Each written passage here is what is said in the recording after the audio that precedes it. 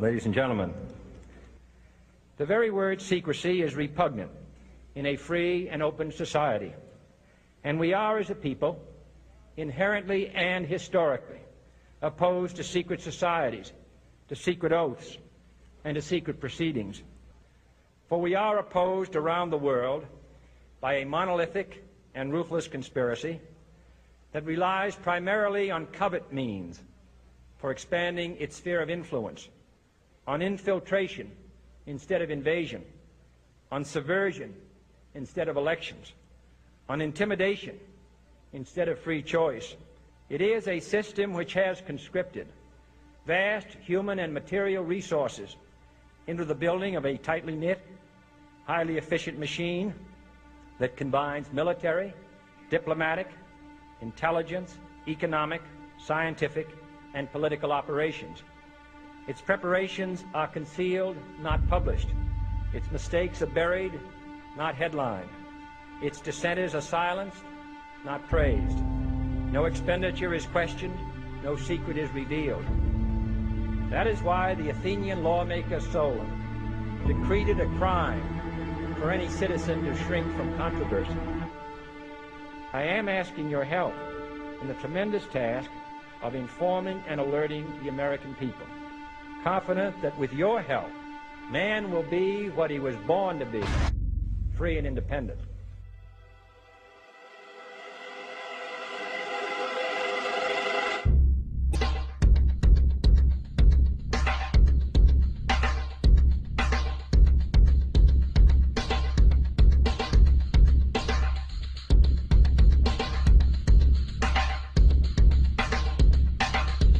Nel 1910 si tenne un incontro segreto in una proprietà di JP Morgan sulle isole Jekyll. Fu in quell'occasione che la legge sulla banca centrale chiamata Federal Reserve Act venne scritta. Questa legge fu scritta da banchieri, non da legislatori. Questo incontro era così segreto, così nascosto al governo e alla pubblica opinione, che le 10 personalità che vi parteciparono si diceva dovessero rivolgersi fra di loro utilizzando soltanto i loro nomi di battesimo. Dopo la formulazione della legge, questa venne consegnata al loro rappresentante politico, il senatore Aldrich, affinché la facesse approvare dal Congresso. E nel 1913, con un forte sostegno politico dei banchieri, Woodrow Wilson fu eletto presidente, avendo già consentito all'approvazione del Federal Reserve Act, in cambio del sostegno alla sua campagna elettorale. E 2 giorni dopo Natale, quando la maggior parte del Congresso era a casa con le proprie famiglie, il Federal Reserve Act venne messo ai voti e Wilson a sua volta promulgò la legge. Anni dopo, Woodrow Wilson scrisse con rammarico: «Sono uno degli uomini più infelici. Io ho inconsapevolmente rovinato il mio paese.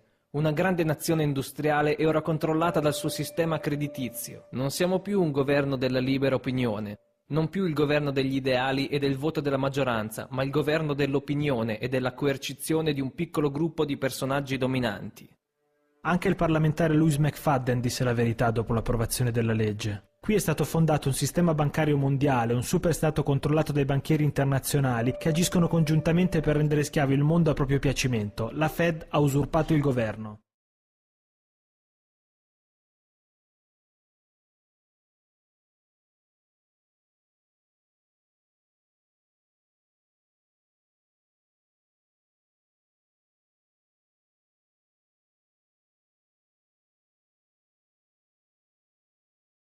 Movement is about replacing a failed and corrupt political establishment with a new government controlled by you, the American people.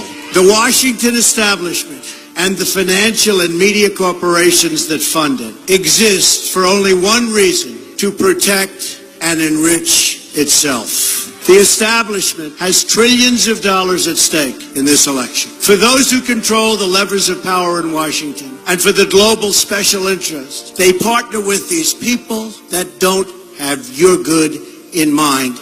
Our campaign represents a true existential threat like they haven't seen before. This is not simply another 4-year election. This is a crossroads in the history of our civilization that will determine whether or not we, the people, reclaim control over our government. The political establishment that is trying to stop us is the same group responsible for our disastrous trade deals, massive illegal immigration, and economic and foreign policies that have bled our country dry.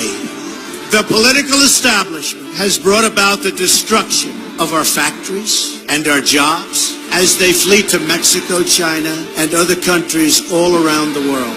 It's a global power structure that is responsible for the economic decisions that have robbed our working class, stripped our country of its wealth, and put that money into the pockets of a handful of large corporations and political entities.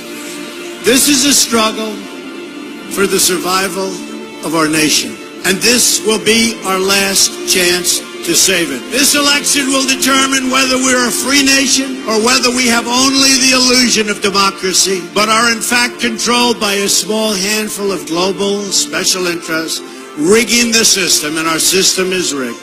This is reality. You know it, they know it, I know it, and pretty much the whole world knows it. The Clinton machine is at the center of this power structure. We've seen this firsthand in the WikiLeaks documents, in which Hillary Clinton meets in secret with international banks to plot the destruction of U.S. sovereignty in order to enrich these global financial powers, her special interest friends, and her donors. Honestly, she should be locked up.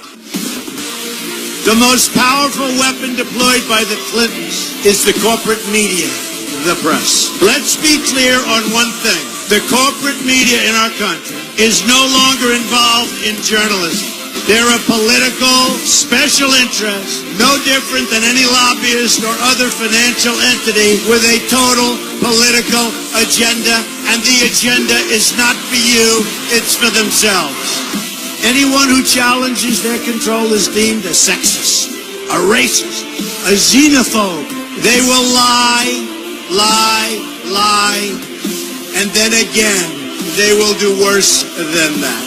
They will do whatever is necessary. The Clintons are criminals, remember that. This is well documented, and the establishment that protects them has engaged in a massive cover-up of widespread criminal activity at the State Department and the Clinton Foundation in order to keep the Clintons in power.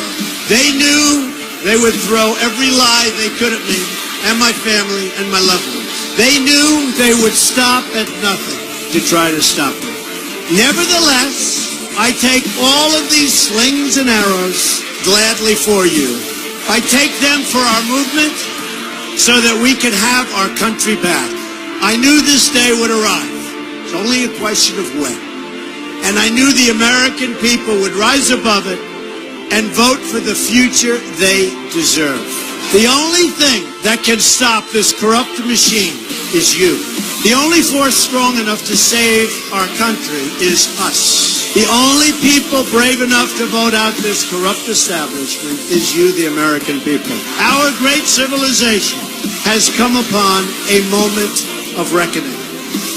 I didn't need to do this, folks, believe me. I built a great company, and I had a wonderful life.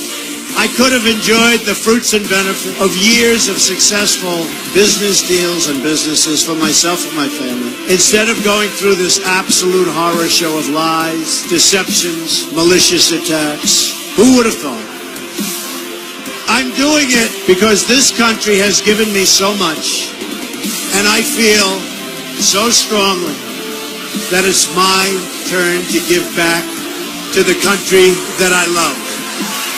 I'm doing this for the people and for the movement, and we will take back this country for you, and we will make America great again.